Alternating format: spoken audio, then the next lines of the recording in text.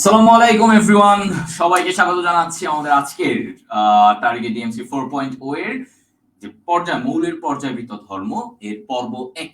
So আজকের লেকচারে আমরা অনেক কিছু শিখবো, অনেক কিছু জানবো এবং ধাপে ধাপে যে কোন জায়গাগুলো ইম্পর্টেন্ট, কিভাবে পড়া উচিত, কোনটাতে তোমার হেল্প হবে বেশি, এভাবে করে আমরা একদম ইঞ্চ বাই ইঞ্চ আমরা শিখবো।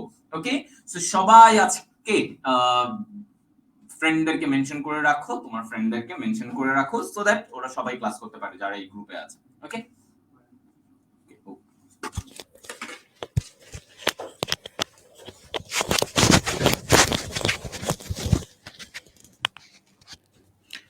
সো ওয়ালাইকুম আসসালাম সবাইকে।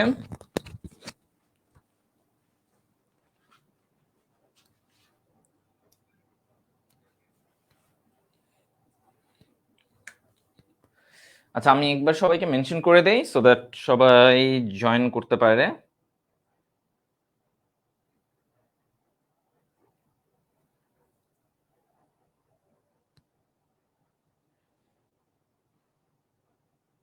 আলহামদুলিল্লাহ ভালো আছি।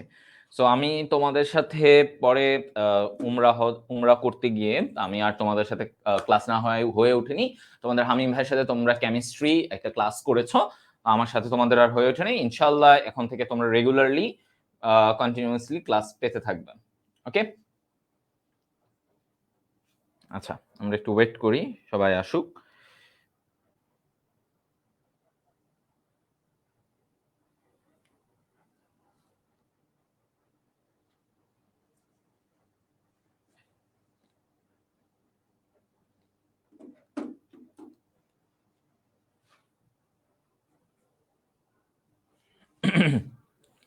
আলহামদুলিল্লাহ ভাইয়া কেমন আছি? ভাইয়া ভালো আছি। হ্যাঁ ভাইয়া ভালো আছি। তোমাদের কি অবস্থা? তোমাদের পড়াশোনার কি অবস্থা? এবং এইটুকু বলে রাখি, তোমরা হচ্ছে যে তোমাদের জন্য, তোমাদের এইচএসসির জন্য ভাইয়ারা কাজ করছে, ইনশাল্লাহ তোমরা সামনে ইয়ে করবা, হ্যাঁ পাবা। ওয়ান শট কিছু ক্লাসের ব্যবস্থা করছে সুন্দরভাবে গুছায়, সো দ্যাট হ্যাঁ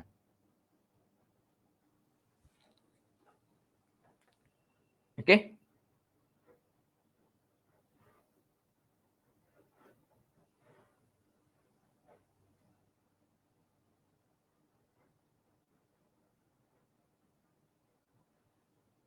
আচ্ছা, ক্লাস টাইম আমরা ইনশাল্লাহ আমরা 7টা এরকম দিকেই রাখবো। 6:30 তো হয় না আসলে, মাগরিবের আজান দিয়ে দেয় তো এ কারণে। সো আমরা 7টার দিকেই ক্লাসটা টাইমটা রাখবো, কারণ তোমাদের আবার পাওয়ার প্লে ক্লাস থাকে পরে। ওকে, সো চলো আজকে আমরা মৌলের পর্যায়বৃত্ত ধর্ম পর্ব 1 নিয়ে আমরা আলোচনা করব। ঠিক আছে, কি কি পড়তে হবে এখানে আমরা ধীরে ধীরে, মানে এখানে এমন নাই যে ভাই আমাকে মানে এখনই এক ক্লাসে এই পুরাটা শেষ করে দেন। ঠিক আছে, এক ক্লাসে পুরোটা শেষ করে দেন, এক ক্লাসের মধ্যে আমারে খতম। হ্যাঁ, তাইলে তো হচ্ছে গিয়ে তোমার ধরো হচ্ছে তুমি ক্যাচ করতে পারবা না। সো আমরা কেন এত আগে থেকেই তোমাদেরকে পড়াচ্ছি, সো দ্যাট তুমি আস্তে আস্তে জিনিসটাকে আগাতে পারো, হ্যাঁ তুমি যেন বুঝতে পারো। ওকে, সো চলো আমরা স্টার্ট করি। হ্যাঁ, আমরা স্টার্ট করি আমাদের ক্লাস। তো প্রথমেই দেখো এই যে মৌলের পর্যায় সারণী, ওকে দেখো এই জায়গায়, তো মৌলের পর্যায় সারণীর এই জায়গা থেকে আমাদেরকে কি জানতে হবে। যেমন দিমিত্রি মেন্ডেলিভ, যাকে বলা হয় যে পর্যায় সারণীর জনক, তাই না? মেন্ডেলিভ তিনি প্রথমে পারমাণবিক ভরের ক্রমবৃদ্ধি অনুসারে, কিসের অনুসারে? পারমাণবিক ভর, পরমাণুর যে ভরটা থাকে সেটার অনুসারে তিনি 12টা পর্যায় এবং 8টা গ্রুপে ভাগ করছে। তাহলে কয়টা পর্যায় তিনি দিছেন? তিনি দিছিলেন এরকম 12টা পর্যায়, আর গ্রুপ কয়টা দিছেন? 8টা। তাহলে এইটাকে মনে রাখবা, মেন্ডেলিভের কাজটা হচ্ছে 1 2 8 নিয়ে, কি নিয়ে?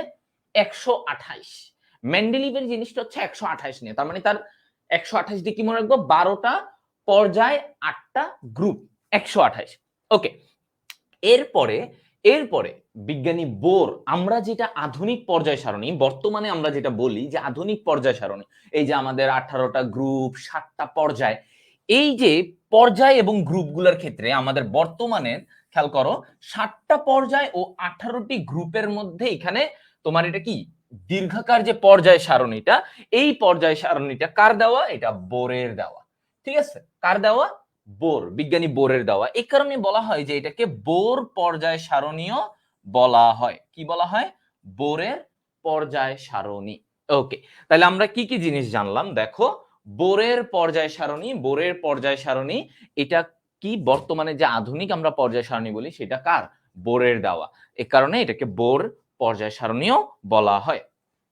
ওকে, আচ্ছা, এখন আসো এই যে আমরা এই যে পর্যায় সারণীর যে ব্যাপারটা, এটা কিসের ভিত্তিতে করা হয়েছে? কিসের ভিত্তিতে করা হয়েছে? তো দেখো, এইটার যে ভিত্তিটা সেটা হচ্ছে ইলেকট্রন বিন্যাসের ভিত্তিতে। কিসের ভিত্তিতে? ইলেকট্রন বিন্যাসের ভিত্তিতে এই পর্যায় সারণীটা করা হয়েছে। তো এখানে দেখো কি আছে, এই যে আমরা বলতেছি 7টা পর্যায়, 18টি শ্রেণী, 18টা গ্রুপ, তাহলে এইটাই কিন্তু থাকে। আমরা যখন বলি যে বর্তমানে আধুনিকে কি, তখন তো এইটাই বলো। এখন এইটা কিসের উপরে করা হয়েছে দেখো, এই জায়গাটার এই লাইনটা তোমাদেরকে একটু ধরাই দেই। আধুনিক পর্যায় সারণীতে মৌলের পর্যায় ভিত্তিক বদ্ধকরণের মূল ভিত্তি হলো, মূল ভিত্তিটা কি, কিসের উপরে এটা বানানো হয়েছে? পারমাণবিক সংখ্যা ও ইলেকট্রন বিন্যাস। তার মানে দুইটা জিনিস মেজর, যে আমার পারমাণবিক সংখ্যাটা কত। ধরো আমি বললাম যে হ্যাঁ পটাশিয়াম, তাহলে পটাশিয়ামের কত? 19। তাহলে এই পারমাণবিক সংখ্যা এবং এইটার উপরে ভিত্তি করে ওর যে ইলেকট্রন বিন্যাস করা হয়, ঠিক আছে, এই জিনিসটার উপরে আমার কি নির্ভর করতেছে? ওর পর্যায় সারণী। তার মানে পর্যায় সারণীটা বানানো হয়েছে কিসের ভিত্তিতে? সংখ্যা এবং বিন্যাস, সংখ্যা এবং বিন্যাসের উপরে। ওকে, তাহলে আমাদেরকে এই তথ্যটা মনে রাখতে হবে। এটাই কিন্তু এডমিশনে আসার মতো প্রশ্ন, যে আমার কিসের উপরে ভিত্তি করে আধুনিক পর্যায় সারণী বানানো হয়েছে। তাহলে এটা। এখন দেখো এই যে ইউপ্যাক যে সংস্থাটা, হ্যাঁ, ইউপ্যাক সংস্থা, তাদের অনুমোদিত মৌলের সংখ্যা কয়টা? মানে মৌলের পর্যায় সারণীতে কতগুলা মৌল আছে? তাহলে এইটা দেখো, এটা যে কোনো সময় যে কোনো প্রশ্ন এগুলা দিতে পারে। আমাদের মেডিকেলে কিন্তু আমার এই ধরনের জিনিসই দেয়, যে তোমার এতটা সংখ্যা কত, এখানে কয়টা আছে, ওইখানে কয়টা আছে। তাহলে এখানে আমরা কি, এটা 118টা, তাই না? 118টা। তাহলে এইটাও তো আরো আগে থেকেই পড়ে আসতেছো যে 118টা মৌল, 118টা মৌল পর্যায় সারণী। তাহলে এই জিনিসটা তোমাদেরকে মনে রাখতে হবে। ওকে, সো এটা একদম সিম্পল ব্যাপার, এটা নিয়ে আমি মাথা না ঘামাই। এখন আসো এস ব্লক, পি ব্লক এসব নিয়ে। ওকে, এস ব্লক, পি ব্লক, এগুলো নিয়ে আমরা একটু জানবো, এদের ব্যাপারগুলো জানবো, মেডিকেলি কি ধরনের প্রশ্ন আসে সেগুলোও জানবো। তো প্রথম কথা দেখো, এই যে আমাদের যে মৌলগুলা, মানে 118টা মৌল আছে, এদেরকে আমরা ভাগ করি কয়টা ভাগে? 4টা ব্লকে ভাগ করি। কয়টা ব্লকে ভাগ করব? S, P, D, F. ঠিক আছে, তাহলে আমরা 4টা ব্লকে ভাগ করি, এস, পি, ডি, এফ। এই যে 4টা ব্লক, এস ব্লকে মৌল কয়টা? এস ব্লকে মৌল হচ্ছে 14টা। পি ব্লকে মৌল কয়টা বলতে পারবা? পি ব্লকে থাকে 41টা। ডি ব্লকে তোমার থাকে হচ্ছে পি ব্লকে 36, 41, এফ ব্লকে 27, এরকম। তো এখন দেখো এই যে 4টা ভাগে আমরা পুরো মৌলটাকে 4টা ব্লকে ভাগ করলাম। তো এখন আমাদের জিনিস হচ্ছে এই এস ব্লক কি, এখানে কয়টা আছে এগুলো তো তোমরা জানো, তারপরে আমাদের এটাই জানতে হবে। যেমন এস ব্লক মৌল কি? যেই মৌলের ইলেকট্রন বিন্যাসে সর্বশেষ ইলেকট্রনটা এস ব্লক, এস অরবিটালে প্রবেশ করছে। তাহলে এইভাবে যাইতে যাইতে তুমি দেখো এই যে লিথিয়াম, বেরিলিয়াম, তাহলে এই যে দেখো শেষ ইলেকট্রনটা এস ব্লকে, দেখছো ওদের শেষ ইলেকট্রনটা কোথায় প্রবেশ করছে? এস অরবিটালে, এস অরবিটালে প্রবেশ করছে। এই কারণে এটা কি? এস ব্লক মৌল। এখন যদি শেষ ইলেকট্রন পি অরবিটালে প্রবেশ করে, শেষ ইলেকট্রন যদি পি অরবিটালে প্রবেশ করে, তাহলে এটা কি হইতো? পি ব্লক মৌল। তো এখন দেখো এস ব্লক মৌলের সংখ্যা হচ্ছে 14টা। এটা ডেন্টালে আসছে একবার, দেখছো 21/22 ডেন্টালে আসছে যে এস ব্লক মৌলের সংখ্যা কত। হ্যাঁ, তাহলে এস ব্লক মৌল কারা? কারা এস ব্লক মৌল? তাহলে ওই যে আমাদের গ্রুপ 1 আর গ্রুপ 2, খেয়াল করো, তাহলে গ্রুপ 1 আর গ্রুপ 2, এই যে আমরা বলি হাইড্রোজেন, লিথিয়াম, সোডিয়াম, পটাশিয়াম, এগুলা রুবিয়াম, ফ্রান্সিয়াম, তারপরে হচ্ছে গিয়ে তোমার ম্যাগনেসিয়াম, ক্যালসিয়াম, হ্যাঁ, স্ট্রনসিয়াম, এই যে জিনিসগুলো থাকে গ্রুপ 1, গ্রুপ 2, এই মৌলগুলা হচ্ছে আমার কি? এরা হচ্ছে আমার এস ব্লক মৌল। ঠিক আছে, এস ব্লক মৌল। তাহলে এরকম করে কয়টা আছে? 14টা আছে। তাহলে এই সংখ্যা এবং মৌলগুলা একটু আমাদেরকে দেখে রাখতে হবে। ওকে, দেখলেই তুমি বুঝবা, এগুলা বারবার একটু চোখ বুলালেই তুমি দেখে বুঝে যাবা যে আচ্ছা এখানে কারা কারা এর মৌল। মানে পর্যায় সারণ, যেটা একটা কাজ করবা পর্যায় সারণীর, মানে তুমি পর্যায় সারণীকে একটু মাঝে মাঝে চোখ বুলাবা, দেখবা ওই গ্রুপ A1 এ কোনটা আছে, গ্রুপ 2 তে কোনটা আছে, কোন গ্রুপে কোনটা আছে, এটা তুমি দেখবা মাঝে মাঝে, ইট উইল হেল্প ইউ। ঠিক আছে, আচ্ছা এরপরে আসো পি ব্লকে। এই দেখো এটাও একবার আসছে। তাহলে পি ব্লক মৌল, পি ব্লক মৌল কি? পি ব্লক মৌল জিনিসটা কি? পি ব্লক মৌল হচ্ছে যেই মৌলের সর্বশেষ ইলেকট্রনটা পি অরবিটালে প্রবেশ করে। সিম্পল কথা, যেই মৌলে, যে মৌলের সর্বশেষ ইলেকট্রনটা পি অরবিটালে প্রবেশ করে তাকে পি ব্লক বলবো। তো এখন এই জায়গায় আমাদের কয়টা মৌল আছে? 36টা। 36টা। তো মোট কথা আমরা বলতে পারি যে তোমার যে গ্রুপ 13 থেকে গ্রুপ 18 পর্যন্ত যা আছে এরা পি ব্লক। এটা কি? P block. তাহলে গ্রুপ 13 থেকে, গ্রুপ 13 থেকে এরা কি? P block. যেমন আর ইভেন আমার যে এই যে নতুন যে মৌলগুলো আবিষ্কার হয়েছে না, এই যে 113 নাম্বার নিহোনিয়াম, তারপর টেনেসিন, ওগানেসান, হ্যাঁ সর্বশেষ মৌলটার নাম কি? ওগানেসান। এই যে ওগানেসান, তাহলে এটা হচ্ছে 118তম মৌল। তাহলে এই সর্বশেষ মৌলগুলোও কিন্তু পি ব্লকের আন্ডারে। কার আন্ডারে? পি ব্লকের আন্ডারে। তাহলে পি ব্লক হচ্ছে গ্রুপ 13 থেকে 18, এরা হচ্ছে পি ব্লক। আচ্ছা ভালো কথা। তো এদের মধ্যে কি আছে? আমরা কমনলি কি কি জানি? বোরন, কার্বন, অক্সিজেন, তারপর নাইট্রোজেন, সালফার, ফসফরাস, হ্যাঁ ক্লোরিন, মানে হ্যালোজেন গুলা, তারপরে হচ্ছে নিষ্ক্রিয় মৌলগুলা, এরা সবাই পি ব্লকের আন্ডারে। এখন পি ব্লকের সংখ্যা 36, সেটা মাথায় রাখতে হবে। হ্যাঁ অলওয়েজ মনে রাখবা, এই সংখ্যাগুলো আমাদের অনেক দরকার পড়বে। ঠিক আছে, এগুলা থেকেই ডিরেক্ট কোশ্চেন আমাদের তুলে দেয়। এবার আসো ডি ব্লক। ঠিক আছে, তাহলে ডি ব্লকে যদি আমরা বলি, ক্লাস করতে কি প্রবলেম হচ্ছে? ক্লাস কি আটকাচ্ছে কোনোভাবে?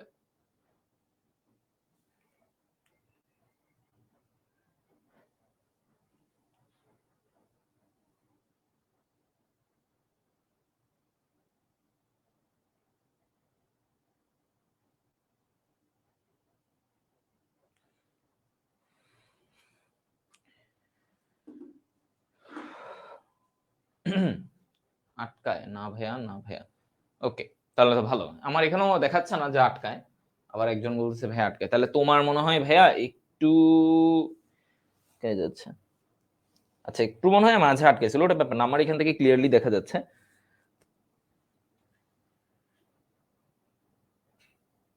আচ্ছা মিক্সড, ওকে। দেখো আমার এখানে দেখাচ্ছে আটকাচ্ছে না, হোপফুলি ক্লিয়ার থাকবে। ওকে, সো এখন আমরা আসি ডি ব্লক মৌল। তাহলে ডি ব্লক মৌল কি? মানে কি? যাদের সর্বশেষ ইলেকট্রন ডি অরবিটালে প্রবেশ করছে। হ্যাঁ, এটা কি? যাদের সর্বশেষ ইলেকট্রন ডি অরবিটালে প্রবেশ করছে সেটাকে কি বলবো? ডি ব্লক মৌল। তাহলে ডি ব্লক মৌলের সংখ্যা কি? ডি ব্লক মৌলের সংখ্যা হচ্ছে 41টা। ডি ব্লক মৌলের সংখ্যা কি? এটা হচ্ছে 41টা আছে। ওকে, আচ্ছা এখন দেখো এই জায়গায় কি বলে যে ডি ব্লক মৌলের মধ্যে একটা স্পেশাল ব্যাপার আছে, একটা স্পেশাল মৌল লুকায় আছে। সেটাকে আমরা কি বলি? অবস্থান্তর মৌল। কি বলা হয় সেটাকে? অবস্থান্তর মৌল। তাহলে অবস্থান্তর মৌল কি? এইটা এবার আমাদের মূল কনসার্ন, কারণ এইটা থেকে আমাদের প্রশ্ন আসে এবং এইটার বৈশিষ্ট্যগুলো থেকেও প্রশ্ন আসে। যেমন বলা হয় যে দেখো তোমরা এইচএসসি এর জন্য পড়ে আসছো, পড়ে থাকো এটা। তাহলে যেই মৌলের দেখো আয়নিক অবস্থায়, যাদের সুস্থিত, কি অবস্থায় বলতো? সুস্থিত আয়নিক অবস্থায়, সুস্থিত আয়নিক অবস্থায়, হ্যাঁ ডি অরবিটালে আংশিক ইলেকট্রন থাকে। কতটা থাকে? D1 থেকে 9, এই আংশিক ভাবে ইলেকট্রন থাকে, আংশিক ভাবে পূর্ণ ইলেকট্রন থাকে। মানে ধরো একটা 1 থেকে 9 এর মধ্যে 2, 4, 6 এরকম। জিরো হইতে পারবে না, পুরাপুরি এরকম জিরো হইতে পারবে না, আবার D10 পরিপূর্ণ হইতে পারবে না। তো এই অবস্থায় যে দেখো সুস্থির আয়নিক অবস্থায়, তাহলে এই অবস্থায় যদি ডি অরবিটালে ইলেকট্রন সংখ্যা 1 থেকে 9 এর মধ্যে কিছু একটা হয়, তাহলে সেই মৌলটাকে আমরা বলবো অবস্থান্তর মৌল। ঠিক আছে? আটকাচ্ছে?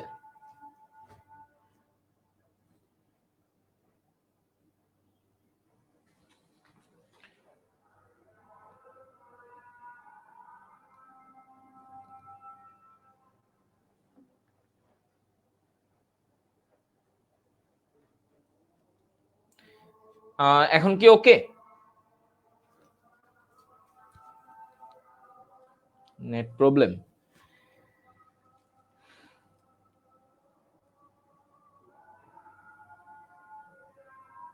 এখানে কি আবার নেটে তো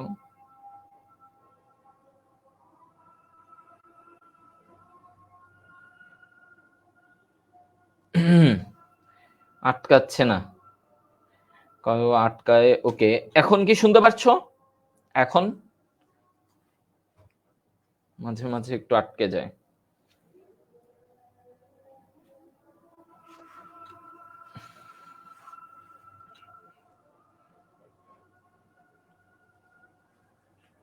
আচ্ছা,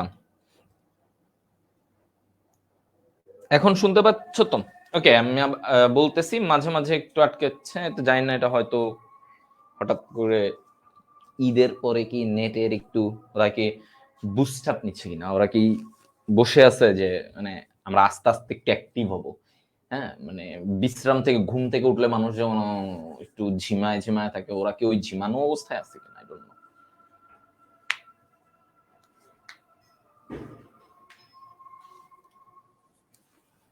ওকে,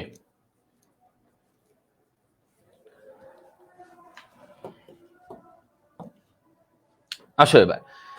তো এরপরে আমাকে বলছে কি এখানে অবস্থান্তর মৌলসমূহের বৈশিষ্ট্য। এবার আসো, অবস্থান্তর মৌলসমূহের বৈশিষ্ট্য। তো আমার বৈশিষ্ট্যগুলা তুমি একটু দেখো, মানে এটা মনে রাখবা যে এরা কিরকম। এরা হচ্ছে পাশের বাসার আন্টির মতো। ঠিক আছে? এরা কিসের মতো? পাশের বাসার আন্টির মতো। হ্যাঁ, এটা এইভাবে মনে রাখবা। তাহলে অবস্থান্তর মৌলগুলো হচ্ছে পাশের বাসার আন্টির মতো। কিরকম? দেখো, এদের এই মৌলগুলার পরিবর্তনশীল যোজ্যতা আছে। তার মানে আমরা যোজ্যতা মানে যোজ্যতা কি, যে আমার কতজনের সাথে সে বন্ধন করতে পারে। তাহলে এই যোজ্যতাটা পরিবর্তন হইতে পারে। তখন 1 বা 2, 3 এরকম করে পরিবর্তন হইতে পারে। তার মানে এমন না যে ফিক্সড না। তাহলে এটা কি হতে পারে? পরিবর্তনশীল যোজ্যতা। ওকে, এরপরে কি হতে পারে দেখো, রঙিন যৌগ গঠন করে। এরা কি গঠন করে? হ্যাঁ, রঙিন যৌগ গঠন করে। তাহলে এই যে দেখো রঙিন যৌগ গঠন করা, তাহলে রঙিন যৌগ গঠন কে কি করে? হুম, তাহলে ধরো আমি বলি তোমারে, যে ধরো পাশে পাশে আন্টিরা কি থাকে, নিজেরা ধরো হচ্ছে গিয়ে একদম চকফক ফক। হ্যাঁ, ওকে, দেখো তাহলে চকফক করতে থাকে, কিন্তু কিন্তু ওরা দেখবা আরেকজনের ব্যাপারে ঠিকই নাক গলায়, কিন্তু নিজে ধরো খুব স্টাইল মিস্টাইল করে আরেকজনের বলবে ও তো এমনি চলে। তাহলে এরা খুবই রঙিন যৌগ, মানে রঙিন টাইপের হয়, সো রঙিন যৌগ গঠন করবে। আর স্বাভাবিক পাশের বাসার মানটি কেমন, একটু জটিল প্রকৃতির, সব জায়গায় ঝামেলা নাক গলাবে। তাহলে হ্যাঁ, ওকে, তাহলে কি, এই যে দেখো জটিল কাজ করে, মানে সব জায়গায় একটা গ্যাঞ্জাম পাকাবে। তাহলে ওরা জটিল যৌগ গঠন করে। দেখো কি বলছে, প্রভাবক রূপে ক্রিয়া করে। ওই যে আন্টিরা কি করে, ধরো তুমি, তোমার আম্মু তোমার কিছু একটা বলতেছে, আন্টি গিয়ে বলবে হ্যাঁ এটাই তো, আমি জানতাম এটা কেন, এটা কি করে, আমি বলছিলাম তো ভাবি আপনাকে, এই সেই। তাহলে তোমারে ধরো কেউ কিছু বলতেছে, সেখানে গিয়ে সে আরেকটু মশলা অ্যাড করবে, প্রভাবকের মতো কাজ করবে। কে কি কাজ করবে? প্রভাবকের কাজ করবে। আচ্ছা, এবং এটা প্যারাচুম্বকীয় ধর্ম প্রদর্শন করে। মানে এটা চুম্বক ধর্ম। কোন ধরনের চুম্বক? প্যারাচুম্বক। মানে ওই যে ধরো তুমি যেই কাজই করো না কেন, সে সেখানে খুব আগ্রহী হয়ে, হ্যাঁ কি করতেছো, ও আচ্ছা এইটা এইটা তো আমার ছেলে আরো 10 বছর আগেই করে ফেলছে। মানে এরকম একটা সবকিছুতে তাদের একটা ওই যে নাক গলানোর জন্য একটা আকর্ষণ কাজ করে, চুম্বকের মতো লেগে থাকে, যে এই অমুক জন কি করলো, তমুক জন কি করলো। তো এইটাকে মনে রাখতাম হচ্ছে যে পাশের বাসার আন্টির মতো। ঠিক আছে? ওকে, পাশের বাসার আন্টির মতো, যে আমার সবসময় একটা এমন বৈশিষ্ট্য রাখবে, একটা বৈচিত্র্য, মানে সবসময় একটা গুতাবে, খোলস পাল্টাবে, হ্যাঁ, সবসময় একটা ঝামেলা করার চেষ্টা করবে, হ্যাঁ, এরকম টাইপের। তো এই জিনিসটা হচ্ছে অবস্থান্তর মৌল। তাহলে অবস্থান্তর মৌলে দেখো, এখন তুমি চিন্তা করো খালি অবস্থান্তর মৌল পাশের বাসার আন্টি কেমন হবে? তাহলে তার যোজ্যতা কি পরিবর্তনশীল হবে? অবশ্যই হবে। কারণ সে আন্টি, কথায় কথায় মিনিটে মিনিটে কথা পাল্টায় ফেলবে। এরপরে হচ্ছে সে কি হবে? রঙিন যৌগ, হ্যাঁ, নিজে চাকচিক্য করে চলবে, দেখাবে, মানুষে দেখাবে, খুব ভাবসাব ঠাট, হ্যাঁ, এরকম। তারপরে তার কি হবে? তার চুম্বক, ওই যে নাক গলানোর জন্য আরেকজন কি কাজ করে, হ্যাঁ, চুম্বকের মতো লেগে থাকবে। ঠিক আছে? তারপরে ওই যে প্রভাবকের মতো সব কথায় হচ্ছে কি একটু করে মসলা এড করে আসবে। ঠিক আছে? মসলা এড করে থাকবে এবং এত কিছুর মাধ্যমে সে সবসময় যেকোনো কাজকে কি করবে? একটু জটিল করবে। তাই না? জটিল করতে চাবে। যেকোনো কিছুকে জটিল বানাবে। হ্যাঁ? তো এই জিনিসটা হচ্ছে যে জটিল যৌগ সে গঠন করে। আচ্ছা। তো আমরা একটা জিনিস মনে রাখবো যে ডি ব্লক, ডি ব্লক মৌল হলেই কি সেটা অবস্থান্তর হবে? না।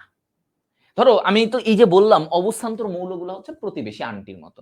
এখন বলো প্রতিবেশী আন্টি তো আমরা বলি অনেক যে হ্যাঁ, অমুক প্রতিবেশী আন্টিগুলো এমনই হয়। একটু টক্সিক, একটু কেমন জানি হয়।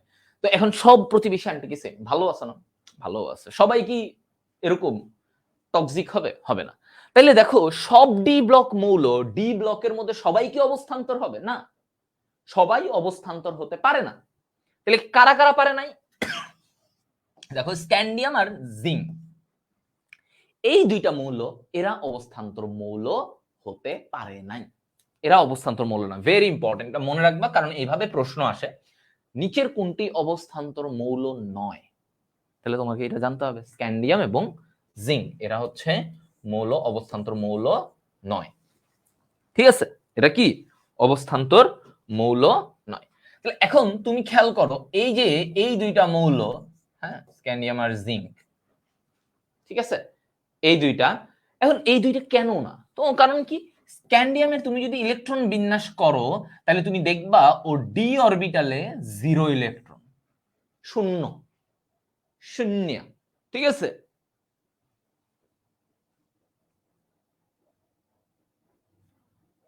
ওকে, ওকে, দেখো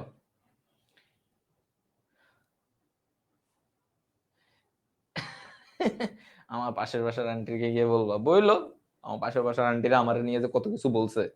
এক সময় আমার বলছিল যে আমি এইচএসসি পরীক্ষার আগে, তো মানে এইচএসসি পরীক্ষার আগে কি মানে এসএসসি পরীক্ষা দেওয়ার পরে যে ফাঁকা টাইম থাকে না মানুষের, মানে পোলাপান যে রিল্যাক্স করে এসএসসির ছুটি, ওই ছুটির টাইমে আমি অনেক মানে রিল্যাক্স করতাম আর কি, মানে ঘুরতাম ফিরতাম যাইতাম এদিক সেদিক যাইতাম।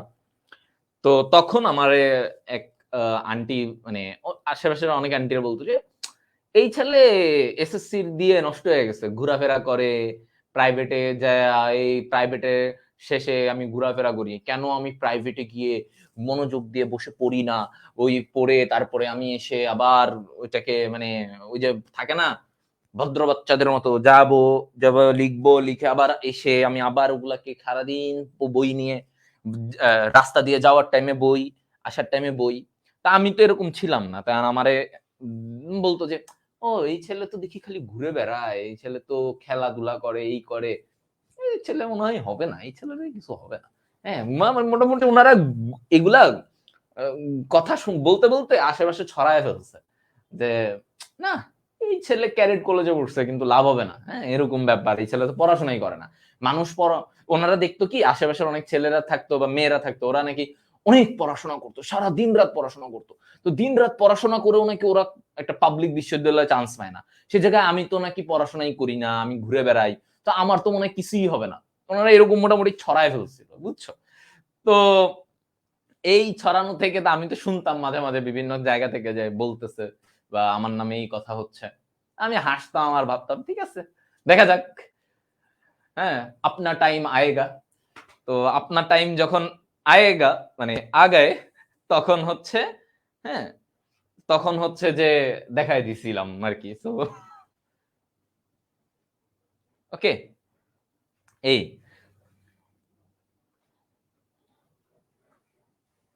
ওকে, তো এই কারণে হচ্ছে গিয়ে মানে আমি এখনো বলি সবাইকে যে ভাই কেউ যদি তোমাদের প্যারা দেয় পড়াশোনার জন্য, তোমার ফ্যামিলি থেকে বা ইয়ে থেকে প্যারা দেয়, তাইলে ওগুলা নিয়ে পাশের বাসার আন্টি নিয়ে আর কি বদরড হয়েও না, নিজের মতো নিজের কনফিডেন্স রাখবা। হ্যাঁ, এখন থেকে কিন্তু শুরু হবে গাইজ, এখন থেকে কিন্তু শুরু হবে তোমার পাশের বাসার আন্টিদের অপিনিয়ন এখন থেকে শুরু হবে, বুঝছো? এখন থেকেই তোমার গুতাবে, তুমি কি করেছো পড়াশোনা, তুমি কি করো নাই। সো বুঝে শুনে, হ্যাঁ, এখন থেকেই রেডি হয়ে যাও, না আমারে কেউ থামাইতে পারবে না। এবার আসো, তার মানে আমরা একটা কথা বুঝে ফেললাম যে সব ডি ব্লক মৌল অবস্থান্তর মৌল না, কিন্তু সব অবস্থান্তর মৌলই ডি ব্লক মৌল, তাই না? কারণ অবস্থান্তর মৌলের সংজ্ঞার প্রথম কথাতেই বলা আছে যে সকল ডি ব্লক মৌলের বলা আছে, তার মানে অবস্থান্তর মৌলগুলা সবাই ডি ব্লক, কিন্তু ডি ব্লক যত মৌল আছে সবাই অবস্থান্তর না। ওকে, আমরা আশা করি বুঝতে পারছি অবস্থান্তরের কনসেপ্টটা। এখন আসো এফ ব্লক মৌল, তাহলে অবস্থান্তর তো অ্যাকচুয়াল মানে ডি ব্লক মৌল ছিল 41টা, এখন এফ ব্লক, তাহলে এফ ব্লক মৌলগুলো কারা? এফ ব্লক সিরিজের ওই যে ষষ্ঠ আর সপ্তম, তাহলে ষষ্ঠ আর হচ্ছে সপ্তমের যে মৌলগুলো আছে এরা হচ্ছে কি, এরা হচ্ছে ডি মানে এফ ব্লক। তাহলে সপ্তম ষষ্ঠতে এখানে কি আছে, ল্যান্থানয়েড, এবং এর পরের সিরিজটার নাম কি, অ্যাক্টিনাইড সিরিজ। তাহলে ল্যান্থেনাইড ও অ্যাক্টিনাইড সিরিজের এই দুইটা সিরিজ, তাহলে এটা হচ্ছে ষষ্ঠ, এটা কি ষষ্ঠ, এটা হচ্ছে সপ্তম, ঠিক আছে, এটা হচ্ছে সপ্তম। তাহলে এই দুইটা সিরিজ। এখন কথা হচ্ছে এদের মধ্যে খেয়াল করো, এদের মধ্যে এই যে ল্যান্থানাইড সিরিজের যে ল্যান্থানাইড মৌল এবং অ্যাক্টিনাইড সিরিজের যে অ্যাক্টিনাইড ও থোরিয়াম, তো এই তিনটা, হ্যাঁ ওকে, দেখো এই তিনটা মৌল এরা এফ ব্লক মৌল না, এদেরকে ডি ব্লকের আন্ডারে ফালানো হয়েছে, কারণ তাদের লাস্টে কি আছে, ডি অরবিটালে লাস্টে ইলেকট্রন। এ কারণে ওরা ল্যান্থেনাইড ও অ্যাক্টিনাইড সিরিজের মৌল হওয়া সত্ত্বেও ওরা ডি ব্লক, ওরা কিন্তু এফ ব্লকের আন্ডারে না, কারণ ওদের সর্বশেষ ইলেকট্রন কোথায় গেছে, ডি অরবিটালে গেছে। তো এ কারণে এই ল্যান্থেনাইড, অ্যাক্টিনাইড আর থোরিয়াম এরা হচ্ছে এফ ব্লক মৌল বাদে, ঠিক আছে। ওকে, তাহলে এটা মনে রাখবা হচ্ছে যে লাথি, ঠিক আছে, লাথি।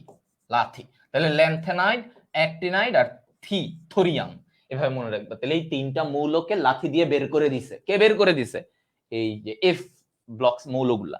তাহলে তিনটাকে বের করে দিলে আলটিমেটলি ওদের এফ ব্লক মৌলের সংখ্যা কয়টা, 27টা।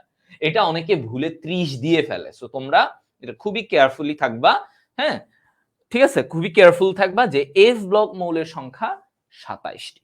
ওকে, এফ ব্লক মৌলের সংখ্যা কয়টা, 27টা। আচ্ছা,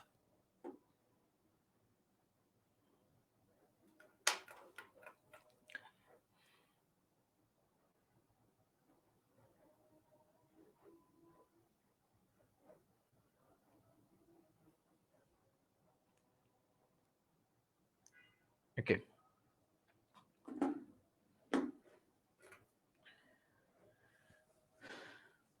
ঠিক আছে। তাহলে আমার এফ ব্লক মৌলের সংখ্যা পর্যন্ত ডান। এখন আসো এই জায়গায় আমার আবার কি আছে, এই জায়গায় দেখো এখানে তোমাদের একটা জিনিস মনে রাখবা, এই যে এফ ব্লক মৌলের মানে ল্যান্থেনাইড, অ্যাক্টিনাইড সিরিজ এরা কোন গ্রুপের আন্ডারে, কোন গ্রুপের সাথে কানেক্টেড, এরা হচ্ছে গ্রুপ 3। এরা কোন গ্রুপের সাথে কানেক্টেড, গ্রুপ 3। তাহলে যদি বলে ল্যান্থেনাইড ও অ্যাক্টিনাইড মৌলগুলা কোন গ্রুপ, ল্যান্থেনাইড তো পর্যায় কি 6 এবং অ্যাক্টিনাইডের পর্যায় 7, কিন্তু ওরা কোন গ্রুপ, কোন গ্রুপের আন্ডারে, তাহলে হচ্ছে গ্রুপ 3। কোন গ্রুপের, গ্রুপ 3, হ্যাঁ আচ্ছা, তাহলে এটা হলো। এবার আসো অন্ত অবস্থান্তর মৌল, তাহলে অন্ত অবস্থান্তর মৌল জিনিসটা কি, অন্ত অবস্থান্তর মৌল হচ্ছে F1 থেকে 13, F1 থেকে 13, এটা হচ্ছে কি অন্ত অবস্থান্তর মৌল, অন্ত অবস্থান্তর মৌল। তাহলে অন্ত অবস্থান্তর মৌলগুলা কোনটা, যারা কিনা তোমার আয়নিক অবস্থায় F1 থেকে 13, F1 1 থেকে 13 এর মধ্যে আছে তাদেরকে আমরা কি বলি? অন্ত অবস্থান্তর মৌল। অন্ত অবস্থান্তর মৌল। ওকে, ভালো।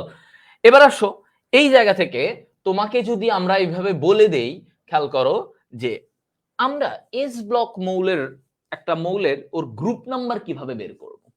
ঠিক আছে? হ্যাঁ, গ্রুপ নাম্বার কিভাবে বের করব? দেখো তোমার এটা এখানে লাগবে না, এই যে এই জায়গাটা ইম্পর্টেন্ট, এই বক্সটা। ঠিক আছে, এই বক্সটা দেখো। এস ব্লক মৌলের ক্ষেত্রে আমরা গ্রুপ সংখ্যা বের করি কিভাবে? ওর সর্বশেষ এস অরবিটালে যে ইলেকট্রন সংখ্যা থাকবে সেটা। লাস্টে যদি ওর এরকম থাকে ধরো 2s2, তার মানে এই যে দুইটা ইলেকট্রন, তার মানে গ্রুপ সংখ্যা কত? 2। ঠিক আছে, তার মানে এস অরবিটালে যতগুলো ইলেকট্রন থাকবে, সর্বশেষ এস অরবিটালে যতগুলো ইলেকট্রন থাকবে। আচ্ছা, এবার আসো পি ব্লক মৌলের ক্ষেত্রে আমরা কিভাবে গ্রুপ সংখ্যা। তাহলে মনে রাখতে হবে পি ব্লকের ক্ষেত্রে আমাদের আগে 10 যোগ করে নিতে হবে 10 প্লাস। এবার সর্ববহিষ্ঠ শক্তি স্তরে ইলেকট্রন সংখ্যা এনএস, এস এবং পি মিলায়ে ওদের যে সর্বশেষ যতগুলো ইলেকট্রন আছে তাহলে ওইটা। ঠিক আছে, ওইটার সাথে 10 যোগ করবা। ফর এক্সাম্পল আমি তোমাদেরকে এরকম বলি, ধরো অ্যালুমিনিয়ামের পারমাণবিক সংখ্যা কত? 13। তাহলে এখন অ্যালুমিনিয়ামের ক্ষেত্রে আমরা যদি এভাবে দেখো 1s2 2s2 2p6, তারপরে কি 3s2 3p1, তাই না? এতটুকু। তাহলে এখন এই জায়গাটুকুর মধ্যে তুমি খেয়াল করো সর্বশেষ কক্ষপথে ইলেকট্রন সংখ্যা কত? সর্বশেষ কক্ষপথে এই যে পি তে গেছে, এসেও আছে 2টা, তার মানে সর্বশেষ হচ্ছে 3টা। সর্বশেষ কয়টা? 3টা। তাহলে এখানে আর যোগ করবা কত? 10 নিয়ম অনুসারে। তাহলে 10 প্লাস 3 13, 10 প্লাস 3 13। ওকে,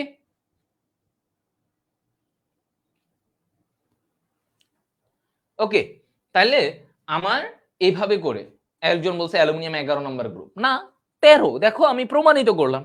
তাহলে এই যে 13, 10 প্লাস 3। তোমরা অনেক সময় আবার ভেবে এরকম করতে পারো যে ভাইয়া লাস্টের খালি পিটাকে যোগ করব, পি এ 1 আছে তাহলে 1 এর সাথে 10 যোগ করব, না, সর্বশেষ একদম এস এবং পি মিলায়ে যতগুলো আছে সেটার সাথে 10 যোগ করবা, সেটার সাথে 10 যোগ করবা। ওকে, তাহলে এগুলো আমাদের অনেক লাগে, কিন্তু এগুলো প্রচুর লাগে, তোমার এইচএসসি তেও এগুলো লাগবে। ডি ব্লক মৌলগুলোর ক্ষেত্রে গ্রুপ সংখ্যা খেয়াল করো n-1 ডি প্লাস এনএস উপশক্তি স্তরের ইলেকট্রন সংখ্যা। মানে ডি তে কতগুলো আছে, সাথে করে সর্বশেষ কক্ষপথের এস অরবিটালের ইলেকট্রনও তোমার গণনায় আসবে। তো আমি যদি এরকম বলি, ধরো যেমন একটা উদাহরণ দিয়ে দেখাই তাহলে তোমাদের জন্য ইজি। আয়রন 26, তাহলে এটাতে আমরা কি করব? ধরো এটা যদি আমি এভাবে ইলেকট্রন বিন্যাস করি 1s2 2s2 2p6 3s2 3p6, হ্যাঁ, তারপরে কি 4s2 আর হচ্ছে 3d6, তাই না? হ্যাঁ, এখন ওর ওর যদি আমি গ্রুপ সংখ্যা বের করতে যাই তাহলে কি করব? তাহলে আমার দেখতে হবে সর্বশেষ কক্ষপথে ইলেকট্রন সংখ্যা। তাহলে সর্বশেষ কক্ষপথ কোনটা? 4 না, এখানে 4, 4 এর ইলেকট্রন সংখ্যা। আর এইদিকে এর আগের 4 এর আগের যে ডি অরবিটালটা আছে, ডি অরবিটালের ইলেকট্রন সংখ্যা। তাহলে ডি অরবিটালের ইলেকট্রন সংখ্যা কত? 6। তাহলে ডি অরবিটালের ইলেকট্রন সংখ্যা 6 আর এস অরবিটালে আছে 2, তাহলে 6 প্লাস 2 8। ঠিক আছে, 6 প্লাস 2 8। তাহলে এটা লাগবে। তাহলে 8 নাম্বার গ্রুপে। কোন গ্রুপের আন্ডারে এটা? 8 নাম্বার গ্রুপ। ঠিক আছে, ওকে। তাহলে আর এফ ব্লক আমি তো তোমাদেরকে অলরেডি বলছি, তাই না? এফ ব্লক ওরা সবাই কোন গ্রুপ? 3 number group. এফ ব্লকের সবাই 3 নাম্বার গ্রুপ, এটা একদম মানে মনে রেখে দিবা, এটাতে আর কোনো ডাউট নাই। এফ ব্লকের সবাই 3 নাম্বার গ্রুপের আন্ডারে। ওকে, আসো এবার আমরা এদিক থেকে চলে যাই। এবার আমরা ধীরে ধীরে বাকি সবগুলা জানবো।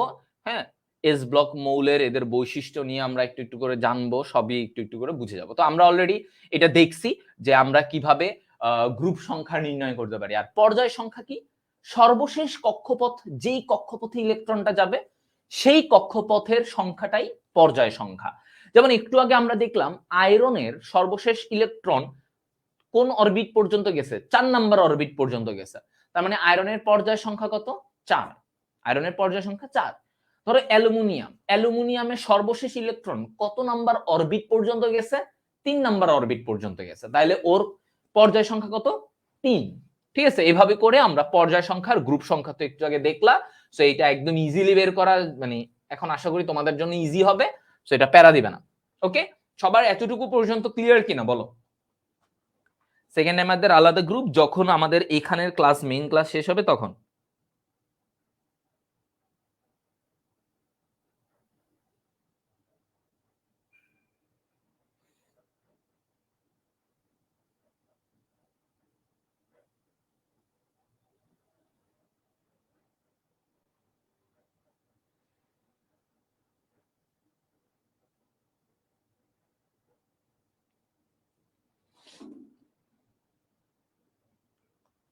ওকে, আচ্ছা অন্ত অবস্থান্তর আরেকবার। অন্ত অবস্থান্তর কোন, একদম সিম্পল, এখানে তোমার এটা নিয়ে কোনো জটিলতার কিছুই করবা না, জাস্ট মনে রাখবা হচ্ছে এটা কি, এফ অরবিটালের মানে মৌলগুলার আয়নিক অবস্থায় অন্ত অবস্থান্তর, এই ব্যাপারটা এফ অরবিটালের সাথে রিলেটেড, মনে রাখবা এফ ব্লক মৌলের সাথে রিলেটেড। তো বলছে ওদের আয়নিক অবস্থায় যদি ইলেকট্রন সংখ্যা F1 থেকে 13 হয়, F1 থেকে 13 হয় তাহলে, ঠিক আছে, F1 থেকে 13 হয় তখন আমরা এটাকে অন্ত অবস্থান্তর বলবো। কি বলবো? অন্ত অবস্থান্তর বলবো। ঠিক আছে, ওকে। এবার আসো এস ব্লক মৌলের যে বিভিন্ন মানে ব্যাপার, এস ব্লক মৌল নিয়ে আমাদের অনেক কথা আছে, অনেক কিছু জানার আছে। ক্লাস ডিউরেশন ভাইয়া 9টার মধ্যে শেষ করে দিব, ঠিক আছে, 9টার আগেই শেষ করে দেব। আচ্ছা, কালকে থেকে তোমাদের 7টায় ক্লাস নেব না, যাও। ওকে, এখন আসো ক্ষার ধাতু আর মৃৎক্ষার ধাতু নিয়ে। ক্ষার ধাতু, মৃৎক্ষার ধাতু। তো আমাদের এস ব্লক মৌলের আমাদের দুইটা এরকম গ্রুপ আছে, তাই না? গ্রুপ 1 আর গ্রুপ 2। তাহলে গ্রুপ 1 আর 2 এর মধ্যে দেখো, গ্রুপ 1টা হচ্ছে ক্ষার ধাতু আর গ্রুপ 2টা হচ্ছে মৃৎক্ষার ধাতু। ঠিক আছে, তাহলে 1 হচ্ছে কি ক্ষার ধাতু আর 2 হচ্ছে মৃৎক্ষার ধাতু। তো এই যে 1 আর 2, এই ক্ষার ধাতু এটা হচ্ছে দেখো অ্যালকালি মেটাল, মানে যাদের বৈশিষ্ট্যটা কেমন, ক্ষারকীয়।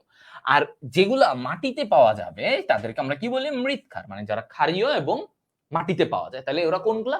গ্রুপ 2। কেমন আছেন ভাই? ওকে, তাহলে এই দুইটা, তাহলে আমরা ক্ষার ধাতু এবং মৃৎক্ষার ধাতু নিয়ে আমরা জানলাম। এখন আসো এই জায়গা থেকে যে দেখো, এই যে আমার সিম্পল কথা, মৃৎক্ষার ধাতু মাটি বা মৃত্তিকায় পাওয়া যায়, এরা পানির সাথে ধীরে বিক্রিয়া করে ধাতব হাইড্রোক্সাইড, ক্ষারক ও হাইড্রোজেন গ্যাস উৎপন্ন করে। এতটুকু। এখন এই যে ক্যালসিয়াম হাইড্রোক্সাইড, এটা একটা খুব কমন প্রশ্ন। Calcium hydroxide milk of lime বলা হয়। কি বলা হয় এটাকে? Milk of lime. ওকে, আচ্ছা, তো এটা এটা বাচ্চাকালের প্রশ্ন, এটা তোমরা জানো, আমার মনে হয় এটা নিয়ে নতুন কিছুই না। তো এবার আমাদেরকে যেটা বুঝতে হবে, বুঝে বুঝে যেটা পড়তে হবে, সেটা হচ্ছে এস ব্লক মৌলের বৈশিষ্ট্য। এটা বুঝে তোমাকে পড়তে হবে, মানে তুমি যদি মুখস্থ করো 10টা বৈশিষ্ট্য, তাইলে তোমার মুখস্থই মনে হবে, এরপরে গিয়ে তুমি কিছু মনে থাকবে না। তো একটু রিলেট করে করে আমরা পড়ি। হ্যাঁ, তো প্রথম কথা দেখো, আমাকে এখানে বলতেছে কি, এরা এস ব্লক মৌল, মনে রাখো এভাবে, এস এস স্মল, এস কি স্মল, তার মানে ওরা খুবই ছোট। হ্যাঁ, এভাবে মনে রাখো, এস দিয়ে স্মল মনে রাখো। এখন যেটা ছোট তার কি গলনাঙ্ক, তাকে সহজে গলায় ফেলা যাবে, তাকে সহজে মানে বাষ্পীভবন করা যাবে। তাহলে আমরা যেটা বলতে পারি, এরা নিম্ন গলনাঙ্ক, নিম্ন স্ফুটনাঙ্ক, লো। তাহলে ওই যে স্মল, এস ব্লক স্মল হবে, তো ওদেরকে সহজেই গলানো যাবে, সহজেই বাষ্পীভূত করা যাবে। সো এ কারণে বলতেছি আমরা নিম্ন গলনাঙ্ক, স্ফুটনাঙ্ক। ওকে, এটা বুঝছো? আবার দেখো দ্বিতীয় পয়েন্টটা, তাহলে যে বললাম স্মল, তাহলে ওরা কেমন হবে? নরম ও নমনীয় ধাতু হবে, নরম হবে, সফট। এসতে স্মল, এসতে সফট, তাহলে সফট। এদেরকে তুমি চাকু দিয়ে কাটতে পারবা, এত সফট। যেমন বলা হয় সোডিয়াম ধাতুকে, এই যে দেখো, সোডিয়াম ধাতুকে ছুরি দিয়ে কাটা যায়। সো এই যে এটাই তোমার একটা তথ্য যে কোন ধাতুকে ছুরি দিয়ে কাটা যায়, এটাই আমাদের মেডিকেলে প্রশ্ন দেয়। আচ্ছা, সো ওরা নরম ও নমনীয় ধাতু হবে, ঠিক আছে, সফট, ছোট, সফট। ওকে, এবার আসো আস্তে আস্তে কি বলছে দেখো, গ্রুপ 1 আর গ্রুপ 2 এর ক্যাটায়ন সমূহে কোনো বেজোড় বা অযুগ্ম ইলেকট্রন না থাকায়, বেজোড় ইলেকট্রন না থাকায় এদের যৌগগুলা কি হয়? বর্ণহীন। যৌগগুলা কি হয়? বর্ণহীন। তাহলে মনে রাখতে হবে এস ব্লক মৌলগুলার মানে ওদের আয়নগুলার মধ্যে কোনো ধরনের বিজোড় ইলেকট্রন নাই। মনে রাখবা বিজোড় ইলেকট্রন সবসময় কি করে? হ্যাঁ, বর্ণ প্রদর্শন করে। এভাবে একটা জিনিস আমরা বলি অনেক সময় যে কেমিস্ট্রির এখানে আমি মনে রাখতাম জাস্ট এমনি মনে রাখার জন্য যে যেগুলা ধরো বিজোড় তার মানে কি সিঙ্গেল আছে, তাহলে এরা কি করবে? এরা ধরো লাফায় দাপায় বেড়াবে, এই করবে ওই করবে, এখানে ঘুরতে চলে যাবে ওইখানে, মানে ওর লাইফটা দেখবা কালারফুল। হ্যাঁ, যেই মানুষ ধরো ওই যে বলে না যে মানুষ বিয়ে করলে অনেক দায়িত্ব এসে পড়ে, তারপরে মানুষের অনেক স্বাধীনতা কমে যায়, তারপরে অনেক কিছু চিন্তা করা লাগে, তখন আর সে মন চাইলো যাই আজকে ভাল লাগতেছে না, যাই আজকে ওইখানে নদীর পাড়ে গিয়ে কাটায় আসি, আজকে ভাল লাগতেছে না যে সমুদ্রের পাড়ে। এরকম তো হয় না, তাই না?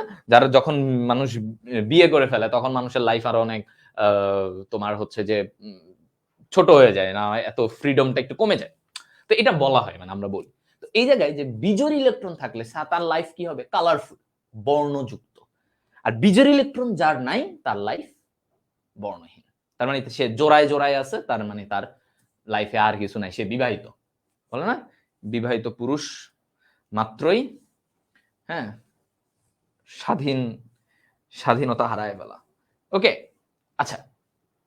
সো এই জায়গাটায় দেখো গ্রুপ 1 ও গ্রুপ 2 এর ক্যাটায়ন গুলাতে, যেমন আমরা বলি ক্যালসিয়াম, দেখো ক্যালসিয়ামে যখন ক্যালসিয়াম 2+ হয় তখন লাস্টে যে দুইটা ইলেকট্রন ছিল ওই দুইটা কিন্তু চলে যায়, তাই না? দুইটা ইলেকট্রনই নাই, তার মানে ও পুরোপুরি কিসের ধারণ করে? পুরা ইনার্ট গ্যাস বা আমরা যে বলি নিষ্ক্রিয় মৌলের ও ইলেকট্রন বিন্যাস ধারণ করে। তো এই অবস্থায় সে তার তো কোনো বেজোড় ইলেকট্রন নাই, তাই সে দেখাতে পারে না। বা ধরো তুমি সোডিয়াম আয়নের কথা বলো, Na+, তাহলে ওর যে লাস্টে একটা বেজোড় ইলেকট্রন ছিল সেটা কি হয়েছে? চলে গেছে। ওইটা চলে গিয়েই তো সে সোডিয়াম আয়ন হয়ে গেছে। তো ওর কি আর এখন কোনো বেজোড় ইলেকট্রন আছে? নাই। সোডিয়াম আয়নের কোনো বেজোড় ইলেকট্রন নাই, এ কারণে সেও কি? সেও হচ্ছে বর্ণহীন। ওকে, আচ্ছা। একজন বলছে এই জন্য ভাইয়া বিয়া করে না। এই তো তুমি বুঝে গেছো।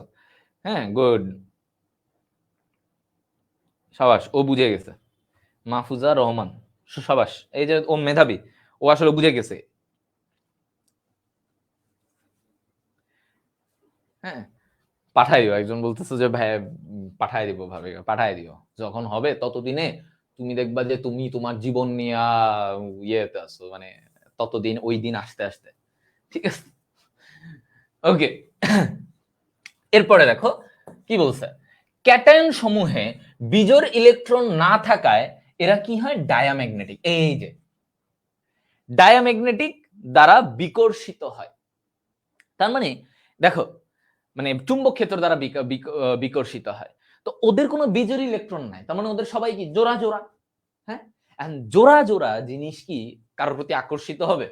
হবে না তো।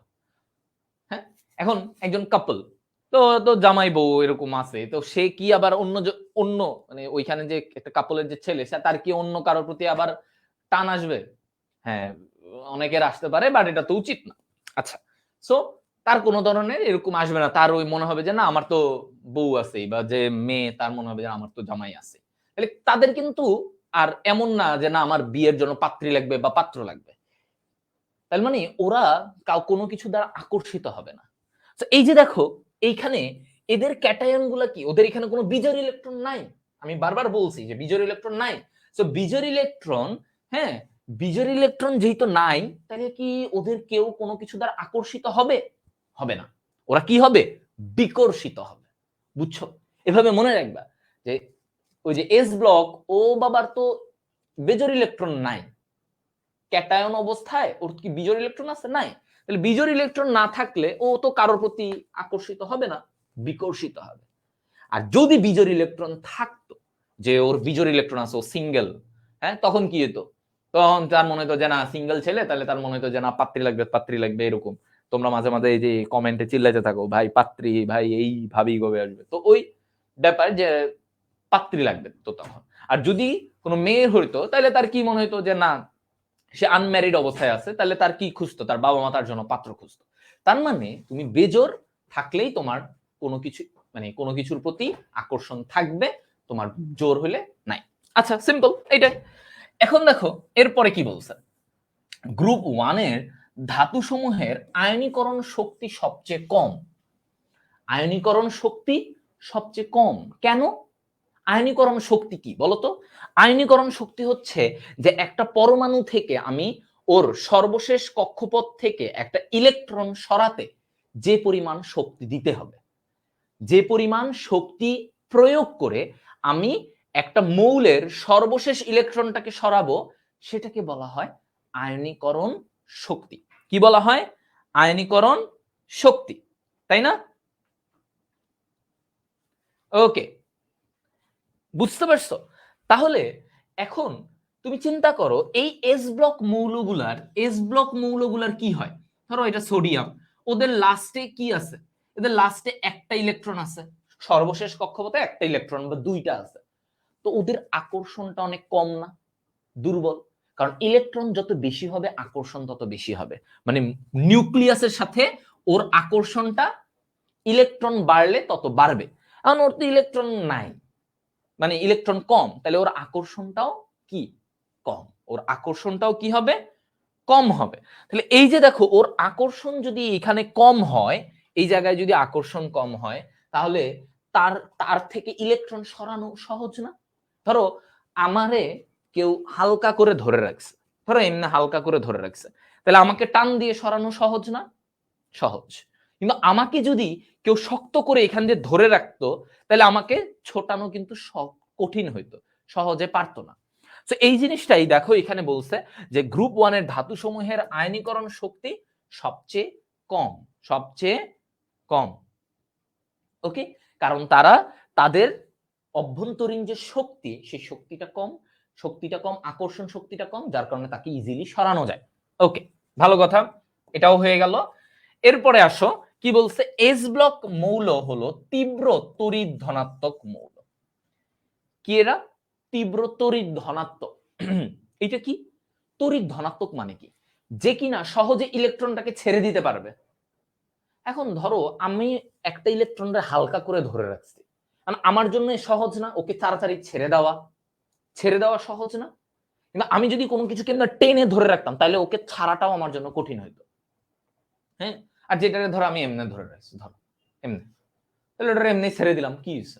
কিন্তু এটাকে ধরো আমি এভাবে ধরছি, টান দিয়ে ধরে রাখছি, তাহলে এটাকে ছাড়তেও আমার একটু কষ্ট হবে, সহজে ছাড়বো না। তো এখন এই যে দেখো ওদের যেহেতু আয়নীকরণ শক্তিটা কম এস ব্লক মৌলের, তার মানে ওদের ইলেকট্রনটাকে, শেষ কক্ষপথের ইলেকট্রনটাকে সহজেই ছেড়ে দেওয়া যাবে। তা সহজে ছেড়ে দিলে এটাকে কি বলবো? তড়িৎ ধনাত্মক, তীব্র তড়িৎ ধনাত্মক।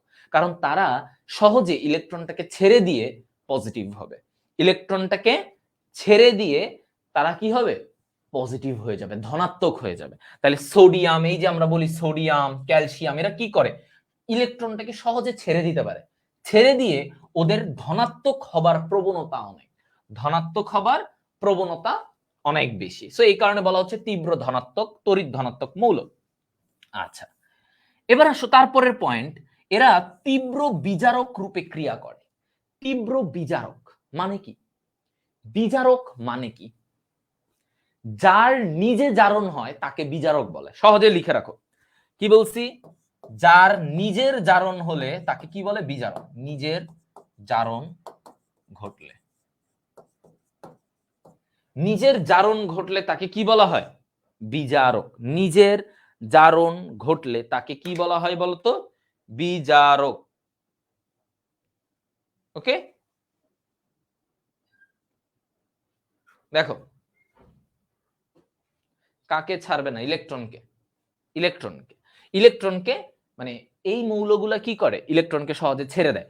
তাহলে দেখো এই যে ওরা যেটা ইলেকট্রনকে সহজে ছাড়তে পারে, এই ইলেকট্রন ছাড়া মানে কি? জারণ। তার মানে ওরা জারণ ঘটায়। কি ঘটায়? এরা জারণ ঘটায়। তাহলে দেখো ওরা নিজের জারণ ঘটলে তাকে বলা হয় বিজারক। মনে রাখবে এটা, অলওয়েজ সামনে লাগবে।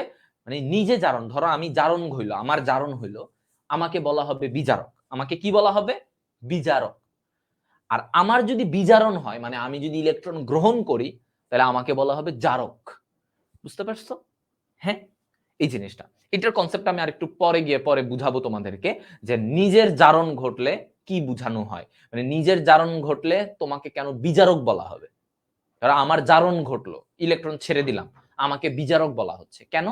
কারণ এই যে আমি ইলেকট্রন ছেড়ে দিচ্ছি, এই ইলেকট্রন ছাড়ার মাধ্যমে আমি আরেকজনকে ইলেকট্রন গ্রহণ করাচ্ছি, মানে আমি আমি আরেকজনকে বিজারিত করতেছি।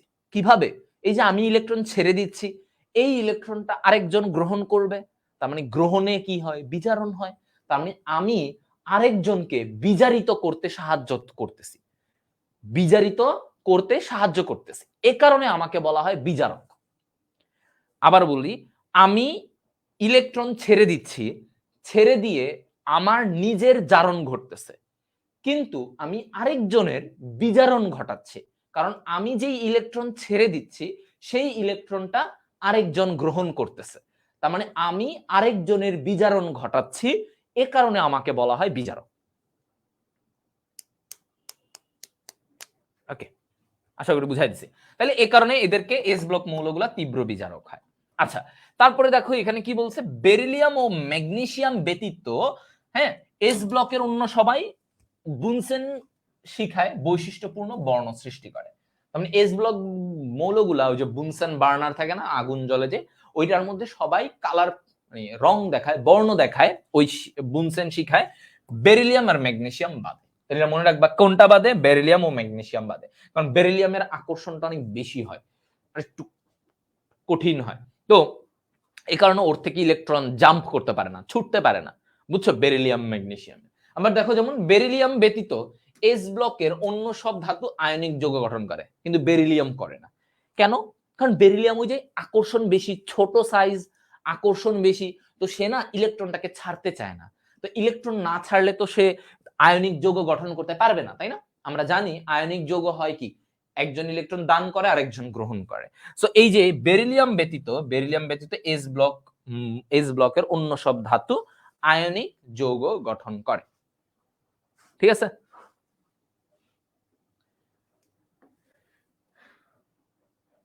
সবাই বুঝছো?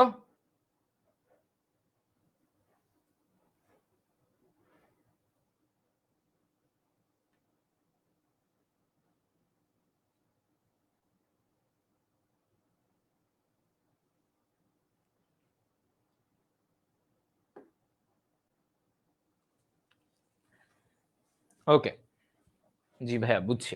ওকে, ভেরি গুড। তাহলে মনে রাখবে, বেরিলিয়াম হচ্ছে একটা ব্যতিক্রমী, এখানে বেরিলিয়ামের মানে সমস্যা আছে, বুঝছো, বেরিলিয়ামের সমস্যা আছে।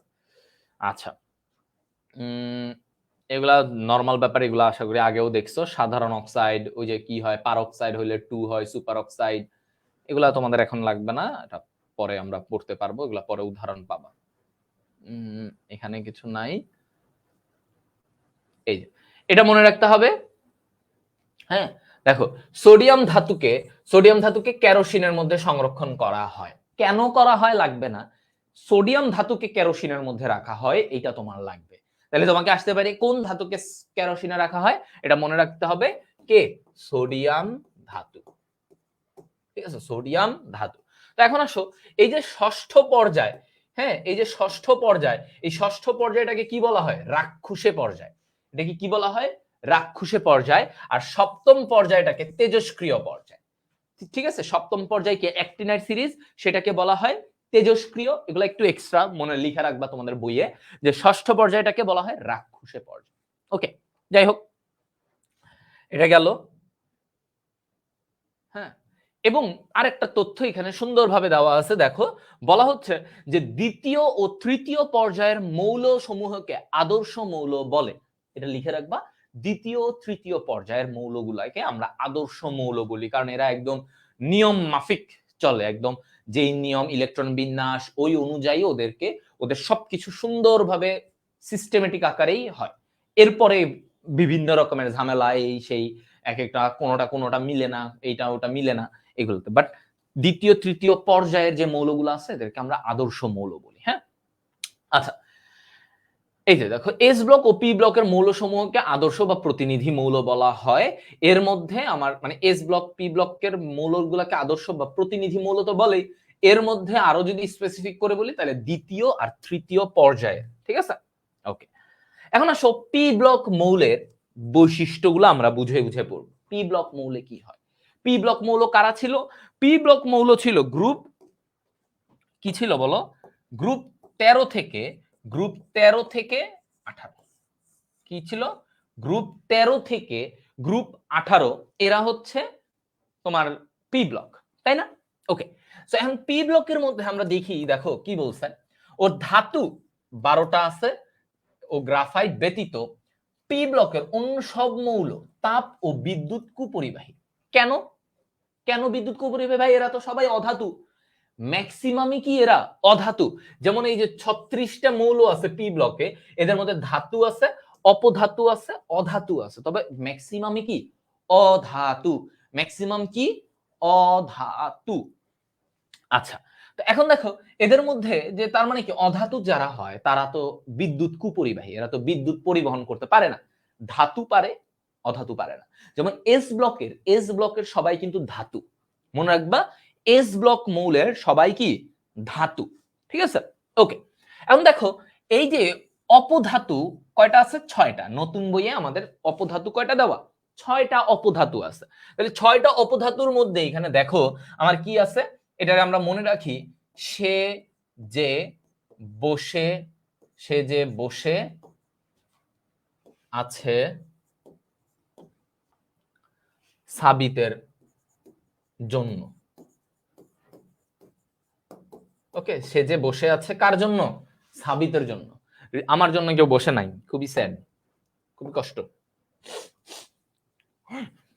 এবার আসো, সে এটা কি? এটা হচ্ছে সিলিকন। সে কি? সিলিকন। যে এটা কি? জার্মেনিয়াম। যে কি? জার্মেনিয়াম।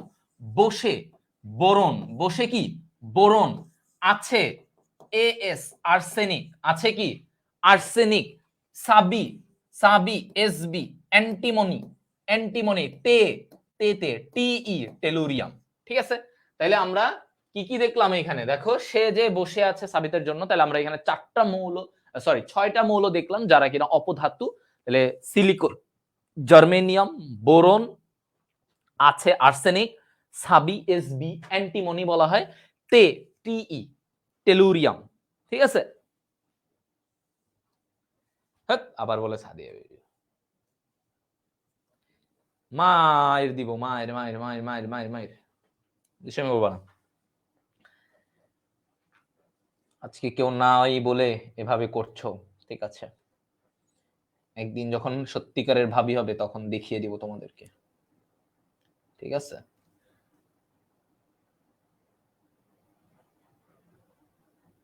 দেখাই দিব, দেখাই দিব।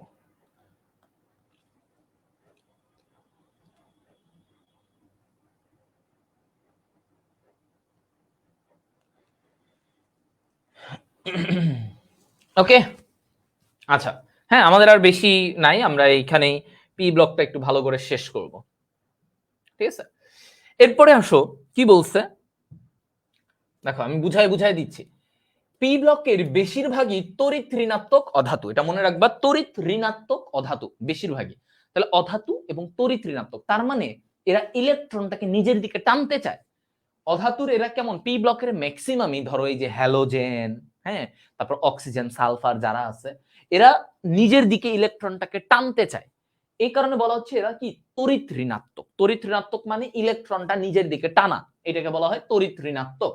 ওকে, এরপরে আসো কি বলছে, একই পর্যায়ে বাম থেকে ডান দিকে গেলে কি হবে? এই যে বাম থেকে যত ডানের দিকে যাবে, হ্যাঁ খেয়াল করো, আমি এইভাবে তোমাদেরকে একটু বুঝাই দেই। বাম থেকে যত ডানের দিকে যায় তত কি হয়? ইলেকট্রন বাড়ে। কক্ষপথ বাড়ে? বাড়ে না। কক্ষপথ বাড়ে না, ইলেকট্রন বাড়তে থাকে। ধরো 15 নম্বর গ্রুপ থেকে, 15 নম্বর গ্রুপ থেকে 16, 16 থেকে 17, এদের ইলেকট্রন বাড়তে থাকে। সো কি হয়? ইলেকট্রন সংখ্যা বাড়তে থাকে, তাই না? ইলেকট্রন সংখ্যা বাড়ে। এখন ইলেকট্রন সংখ্যা বাড়লে তাদের কি হয়? আকর্ষণ বাড়ে। কি বাড়ে? আকর্ষণ বাড়বে। ঠিক আছে, কি বাড়বে? আকর্ষণ বাড়বে।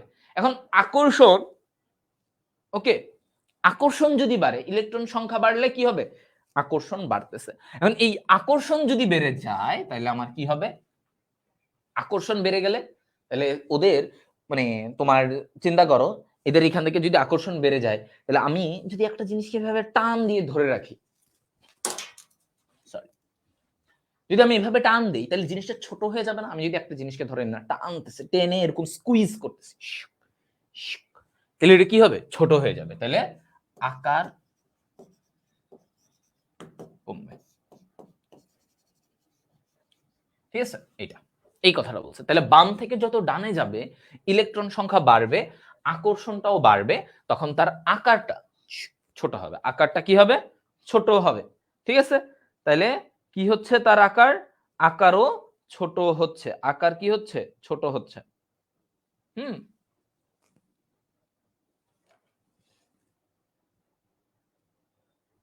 আচ্ছা,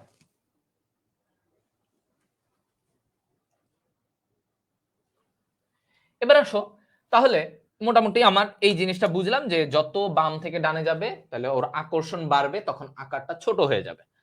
এখন দেখো কি বলছে এরপর, একই পর্যায়ে বাম থেকে ডানে, ডান দিকে গেলে, বাম থেকে ডান দিকে গেলে বিজারণ ক্ষমতা ক্রমশ হ্রাস পায়। বিজারণ ক্ষমতা ক্রমশ হ্রাস পায়। বিজারণ ক্ষমতা মানে কি? বিজারণ ক্ষমতা মানে কি এইটা বুঝার আগে তোমাদেরকে আগে এইটা বুঝাই, একই পর্যায়ে বাম থেকে ডানে গেলে জারণ ক্ষমতা বৃদ্ধি পায় কেন, এইটা আগে তোমাদেরকে বুঝাই। হ্যাঁ, তাহলে দেখো, তাহলে উল্টাটা বুঝবা। বাম থেকে যত ডানে যাবে, হ্যাঁ, তাহলে তাদের কি হচ্ছে বলতো? আকর্ষণ বাড়তেছে, তাই না? আকর্ষণ বাড়তেছে, মৌলগুলোর মধ্যে আকর্ষণ বাড়বে। এখন আকর্ষণ বাড়লে তাহলে তাদের কি হবে? ওরা কি করতে পারবে?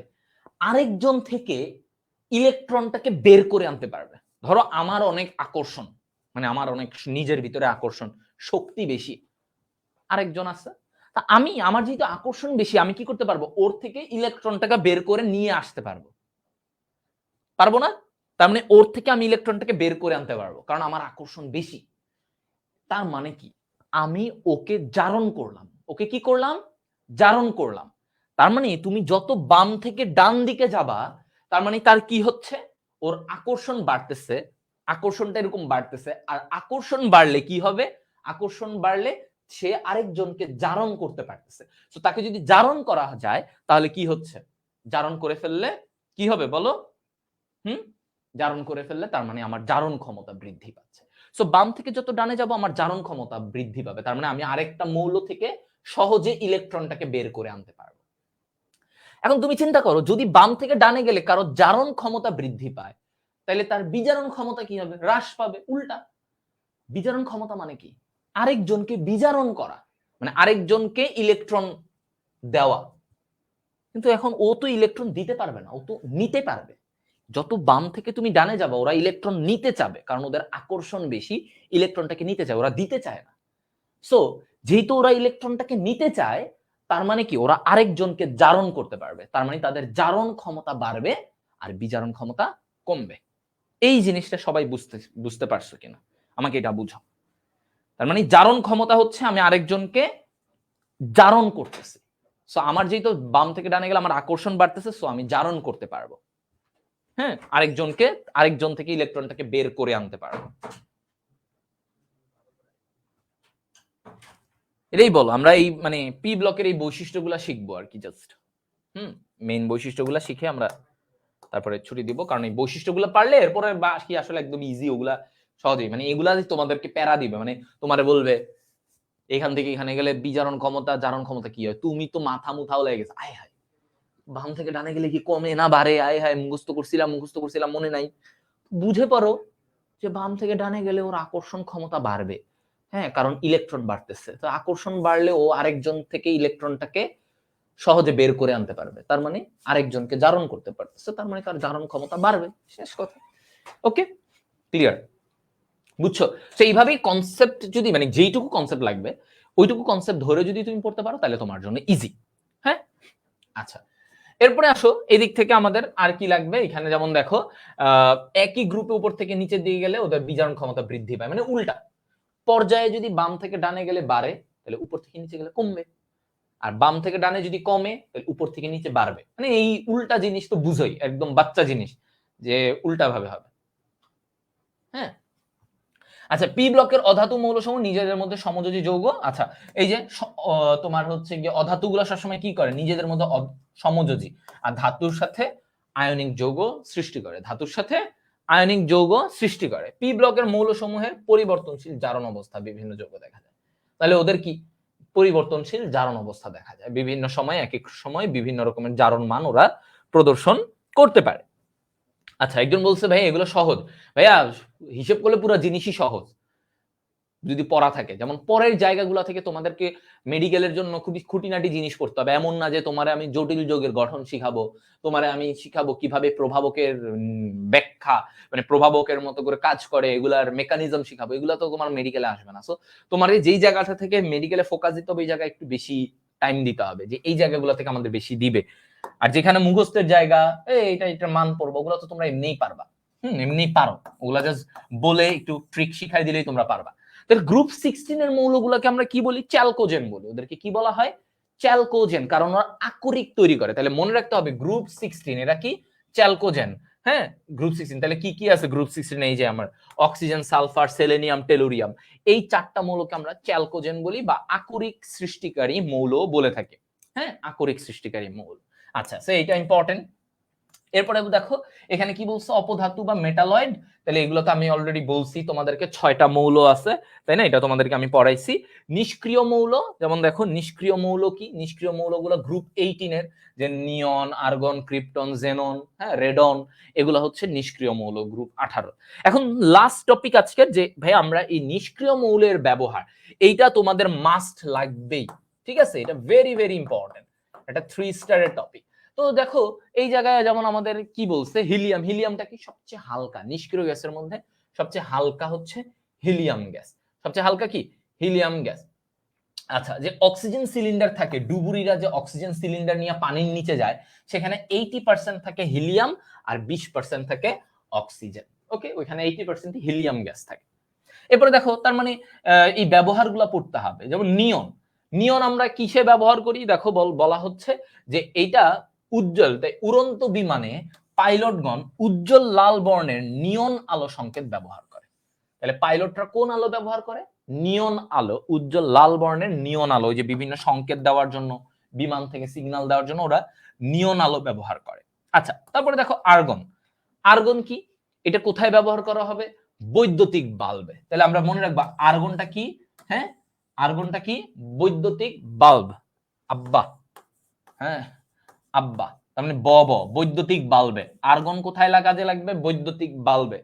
হ্যাঁ ওকে, আচ্ছা তাহলে এটা আর্গন বৈদ্যুতিক বাল্বে, আব্বা। ক্রিপ্টন, জেনন, এটা কোথায়, ফটোগ্রাফিক ফ্ল্যাশ বাল্বে, কোন বাল্বে, ফটোগ্রাফিক ফ্ল্যাশ বাল্বে এটা লাগবে, ক্রিপ্টন, জেনন, ঠিক আছে। হ্যাঁ, ক্রিপ্টন, জেনন এরা হচ্ছে ফটোগ্রাফিক ফ্ল্যাশ বাল্বে আমার কাজে লাগবে। ওকে, এটা আমরা আমি বলতাম কাজের ফোলা, হ্যাঁ বললাম কাজের ফোলা। তাহলে এই যে ক্রিপ্টন, জেনন এরা হচ্ছে ফটোগ্রাফিক ফ্ল্যাশ বাল্ব, এখানে লাগবে কাজের ফোলা, এটা কাজের। Krypton, xenon. রেডন, রেডন কি, আমাদের ক্যান্সার চিকিৎসা, ভেরি ইম্পর্টেন্ট, ভেরি ভেরি, এটা মেডিকেলও আসছে। দেখো ক্যান্সার চিকিৎসায় কোন নিষ্ক্রিয় মৌলটা ব্যবহার করা হয়, হ্যাঁ ক্যান্সার চিকিৎসায় কোন নিষ্ক্রিয় মৌলটা ব্যবহার করা হয়, এটা হচ্ছে ক্রিপ্টন, মানে রেডন, রেডন। আর ক্রিপ্টন, জেনন ফটোগ্রাফিক ফ্ল্যাশ বাল্বে, হ্যাঁ কাজের ফোলা, কাজের ফোলা। ওকে, এই তাহলে এই বৈশিষ্ট্যগুলো, তাহলে আমরা দেখো একবার সাম আপ করি। হ্যাঁ, হিলিয়াম, হিলিয়াম কোথায় থাকে, ওই যে ডুবুরির আগে যে গ্যাস সিলিন্ডার সেখানে হিলিয়াম থাকে, এটা সবচেয়ে হালকা গ্যাস। ওকে, আচ্ছা তারপরে আসে নিয়ন, নিয়ন কোথায় ব্যবহার করে, উড়োজাহাজে, হ্যাঁ প্লেনের পাইলটরা নিয়ন আলো ব্যবহার করে, সংকেত দেওয়ার জন্য কোনটা ব্যবহার করে, নিয়ন আলো। তারপরে তোমার আর্গন, মনে রাখো আব্বা, বৈদ্যুতিক বাল্বে আর্গন লাগবে, বৈদ্যুতিক বাল্বে কি লাগবে, আর্গন লাগবে। আচ্ছা ক্রিপ্টন, জেনন কোথায় লাগে, কাজের ফোলা, ফটোগ্রাফিক ফ্ল্যাশ বাল্বে। ক্রিপ্টন, জেনন কোথায় লাগবে, ফটোগ্রাফিক ফ্ল্যাশ বাল্বে। ওকে, তারপরে আসো কি বলছে, রেডন। রেডন কি? ক্যান্সার চিকিৎসা। একদম ক্যান্সার চিকিৎসায় মানেই হচ্ছে রেডন। ঠিক আছে, রেডন ক্যান্সার চিকিৎসা, এটা খুবই স্টাবলিশ এবং খুবই কমন। ওকে, দেখো সবাই, এইটুকু পর্যন্ত আমাদের আজকে, মানে এখানে অনেকগুলো তথ্য ছিল, অনেক বৈশিষ্ট্য ছিল। সো আমরা এই জায়গাগুলোতে একটু টাইম নিয়ে এই জায়গাগুলো পড়েছি। এরপরে আমাদের মোটামুটি আজকে যেই কনসেপ্টগুলো অনেকগুলো বুঝাইছি, যেমন বাম থেকে ডানে গেলে কমবে, আকার কমবে, এগুলা পড়লে, এগুলাই যদি এখন মাথায় ঢুকে যে জারণ ক্ষমতা বাম বাড়বে, জারণ ক্ষমতা মানে কি, বিজারণ ক্ষমতা মানে কি, আজকে এগুলাই বুঝানোর চেষ্টা করছি। সো নেক্সট ক্লাসে তোমার দেখবা এই জিনিসটা তোমার বুঝতে সহজ, যে আকার কমে গেলে আকর্ষণ বাড়বে। ঠিক আছে, ওকে, তাহলে এটা কি বুঝতে পারছো সবাই?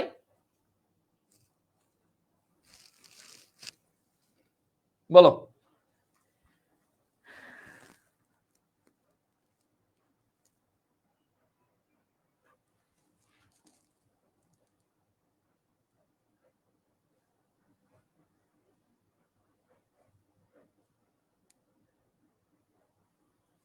ওকে, সবাই ক্লিয়ার কিনা আমাকে একটু জানাও। কালকে আবার এটার সেকেন্ড পার্টটা আমরা পড়বো ইনশাল্লাহ।